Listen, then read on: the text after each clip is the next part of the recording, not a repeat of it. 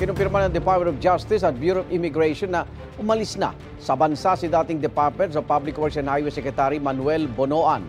Sa mensahe ni BI spokesperson Dana Sandoval sa GMA News Online, bumiyahe pa Amerika si Bonoan nitong Martes. Dagdag ni DOJ spokesperson Polo Martinez, sasamahan daw ni Bonoan ang kanyang misis na sasailalim sa operasyon doon.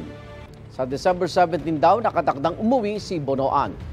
Inirekomenda ng Independent Commission for Infrastructure sa Ombudsman na sampahan ng mga reklamong kriminal at administratibo si Bonoan dahil sa kapabayan umano niya sa issue sa flood control project sa Bulacan. Pero dahil wala pang kaso sa Sandigan Bayan at walang hold departure order laban kay Bonoan, pinayagan siyang umalis ng bansa. Igan, mauna ka sa mga balita, mag-subscribe na sa GMA Integrated News sa YouTube para sa iba't ibang ulat sa ating bansa.